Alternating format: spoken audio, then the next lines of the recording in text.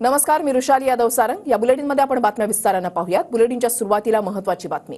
केंद्रीय निवडणूक आयोगाची आज दुपारी 4 वाजता पत्रकार परिषद होणार आहे। केंद्रीय मुख्य निवडणूक आयुक्त राजीव कुमार आणि शिष्टमंडळ कालपासून मुंबईमध्ये आहेत। निवडणूक आयोगाच्या अधिकाऱ्यांची काल सर्वपक्षीय नेत्यांसोबत बैठक झाली। यावेळेला सत्ताधारी पक्षाने एकाच टप्प्यामध्ये निवडणूक घेण्याची मागणी केली आहे। आजही विधानसभा निवडणुकीच्या तयारीचा आढावा घेतला जाणार आहे। आणखीन एक महत्त्वाची बातमी। धनगर समाजाला एसटी प्रवर्गातून आरक्षण दिल्यास दंगली होतील। भाजप नेते पद्माकर वळवींचं हे वक्तव्य आहे। सरकारने निर्णय घेतल्यास महाराष्ट्राचा मणिपूर होईल, असं पद्माकर वळवी यांनी म्हटलंय। भाजप नेते पद्माकर वळवींचा मुख्यमंत्र्यांनाच हा इशारा आहे।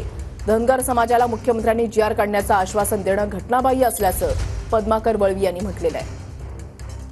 धनगर समाज सरकारवर आरोप करतो, सरकारकडे मागणी करतो, सरकार त्यांना आश्वासन देतं। मुख्यमंत्री मोदींनी त्यांना आश्वासन दिलंय की आम्ही तुमच्यासाठी जीआर काढू।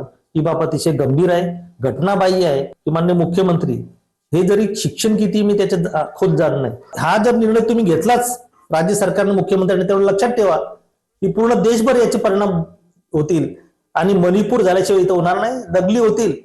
आणि कमीत कमी आपल्याला माहिती नसेल, आपल्याला नॉलेज नसेल लॉ बाबतचे कायदेशीर, तुम्ही ऍडव्होकेट जनरलला विचारा, ते स्वतः कोर्टामध्ये होते केस चालवताना। 2 तरुण तरुणींना एकानं उडवलं। तरुणांना मदत करण्याच्या ऐवजी दिवटा आमदार चालकाला वाचवायला गेला। याच्यासाठी मतं मागितली, माझ्या नावानं त्याला मतं मागितली, असं शरद पवारांनी म्हटलंय। शरद पवारांनी आमदार सुनील टिंगरेंवर हल्लाबोल केलाय। स्कूटरवर 2 तरुण मुलगा आणि मुलगी जात असताना त्यांना उडवलं काय, जागच्या जागेवर त्यांची हत्या काय होते, उद्ध्वस्त होता। आणि अशा वेळेला जे जखमी झाले त्यांना मदत करायच्या ऐवजी हा दिवटा आमदार पोलीस स्टेशनला जातो आणि सांगतो लवकर याच्यासाठी मतं मागितली होती। मतं मागितली की राष्ट्रवादीच्या नावाने मागितली, मतं मागितली शरद पवारच्या नावाने या ठिकाणी मतं मागितली आणि लोकांनी श्रद्धेने मतदान केलं। त्या श्रद्धेसाठी उत्तरदायित्व तुम्ही या पद्धतीने ज्या लोकांना आणि ज्या कुटुंबाच्या लोकांना सत्याचा माज चालला, चुकीच्या गोष्टी तरुण पिढी करते, ड्रग्सच्या आहारी जातात, 200 लोकांनी गाड्या चालवतात, तरुणांना उद्ध्वस्त करतात, अशा लोकांच्या फाशीची तुम्ही वेळ असा हा आमदार दमदार आमदार म्हणायचा, शरम वाचली पाहिजे। शरद पवार माझ्यासाठी कालही आदरणीय, आजही, असं सुनील टिंगरे यांनी म्हटलंय। पवारांच्या टीकेनंतर सुनील टिंगरेंनी TV9 मराठीकडे ही प्रतिक्रिया दिली आहे। शरद पवारांना माझा कान पकडायचा अधिकार असल्याचं सुनील टिंगरेंनी म्हटलंय।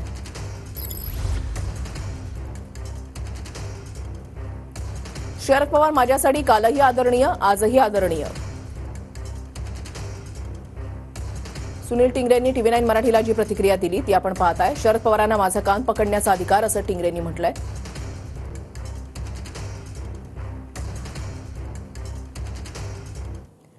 मला पाडायचं असेल तर जामनेरला मुक्कामी राहा आणि पाडून दाखवा। मंत्री गिरीश महाजनांनी एकनाथ खडसे यांना हे खुलं चॅलेंज दिलेलं आहे। आपल्या मतदारसंघात पण जाऊन काय परिस्थिती म्हणतात आणि तुम्ही इकडे काय सांगताय। आता मी इकडे येतच एक भाषण करेन, अरे म्हटलं बाबा मुक्कामीच राहा इकडे येऊन, मुक्कामीच राहा, असं नाही हो। इतकी वाईट अवस्था आहे एवढ्या मोठ्या नेत्याची, मी मोठं म्हणेल त्यांना, एवढ्या मोठ्या नेत्याची आपण पहिल्यांदा उतरायला गेलो आणि इथे काही वर्गायचं, इथले लोक दाद देणार नाही, इथले लोक तुम्हाला तुमची जागा दाखवेल, जागा दाखवतील तुम्हाला तुमची लोक या ठिकाणी आल्यावर। किती खालच्या थराला जाऊन आपण बोलतोय, किती अश्लील बोलतोय, महिला बघतायत टीव्ही, बायका बघतायत, करोडो लोक बघतायत। आणि म्हणून मी परवा सांगितलंय एकदा नार्को टेस्ट कर चाल, आणि त्याला विचारा फरदापूरचं खरं आहे का खोटं आहे, विचारा बरं त्याला। तर खोटं बोलतोय नाही माणूस, आणि म्हटलं मला बी द्या, मला विचारला फरदापूर काय झालं म्हणून, मला बी विचारा, त्याला नका विचारू, मला बी विचारा, आहे का तयार? माझ्याकडे शिडी, माझ्याकडे याला विचारा शिडी याकडे कोणती म्हणून, सॉरी माझ्या मोबाईल मध्ये होती म्हणून गायब झाली, कुठे कशी गायब झाली?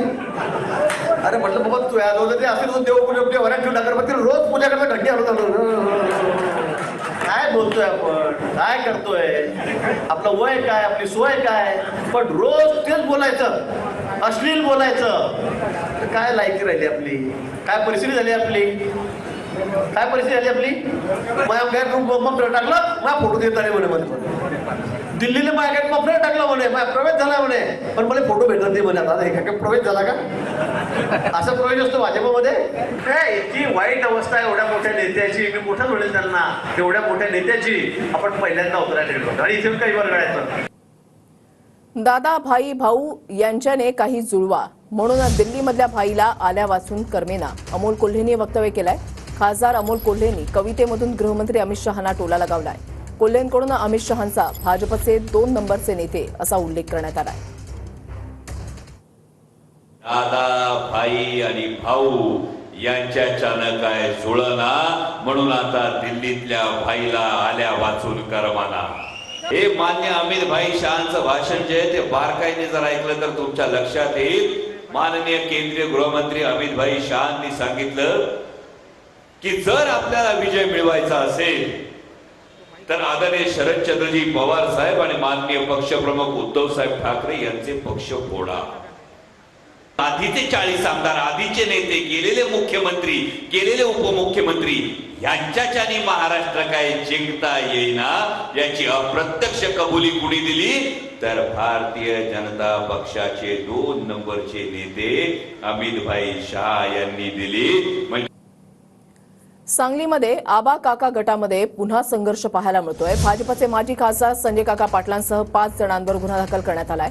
पवार गटाच्या माजी उपनगराध्यक्षांना मारहाण केल्याचा आरोप आहे. रोहित पाटील भंपक आहेत, संजय काका पाटलांनी ही टीका केलेली आहे. तर कोण भंपक आहे हे लोकसभेला जनतेनं दाखवून दिलं, रोहित पाटलांनी या शब्दात प्रत्युत्तर दिलंय. माझ्या पीए जो आहे खंडू होवाळे म्हणून, त्या पीएला या दोघा तिघांनी थांबवून काल रात्री मारहाण केली.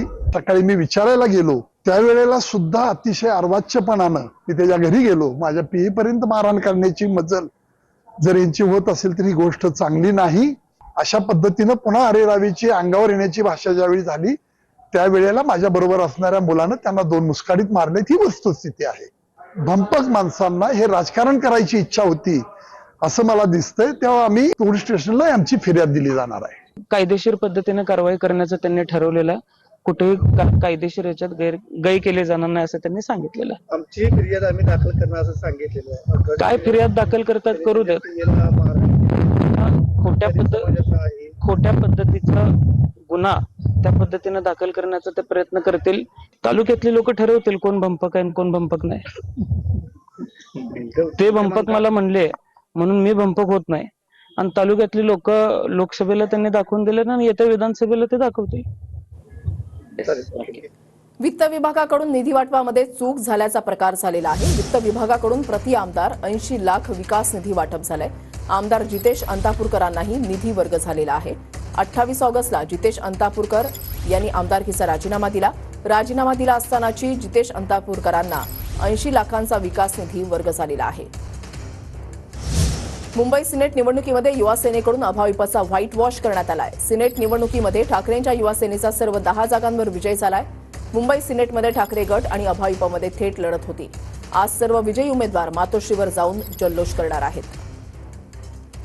अंबादास सानी यांनी ट्विट केलेलं आहे. त्यांनी असं म्हटलंय की अब्दालीच्या फौजदारांनो, वाघाचे पट्टे अंगावर पेंट करून हिंडणाऱ्या लांडग्यांनो, अगोदर पोराशी निपटा, बापाचा विषय तुमच्या बसचा नाही. आता करत बसा नरेटिव्ह. ठाकरेंच्या हस्ते उद्या नागपूरच्या शिवरायांच्या पुतळ्याचं अनावरण होणार आहे. कळमेश्वरमध्ये पुतळा अनावरणाचा कार्यक्रम होतोय. मालवणमधल्या घटनेच्या पार्श्वभूमीवर अनावरणाच्या आधी पुतळ्याची सर्व तपासणी पूर्ण झाली आहे. कळमेश्वरमध्ये शिवरायांच्या 13 फुटी पुतळ्याचं अनावरण होणार आहे. पुतळ्याच्या संदर्भात जे काही काम झालं आहे त्यामध्ये जे शिल्पकार आहे त्यांच्याकडून आम्ही परिपूर्णत्वाचं सर्टिफिकेट घेतलेलं आहे.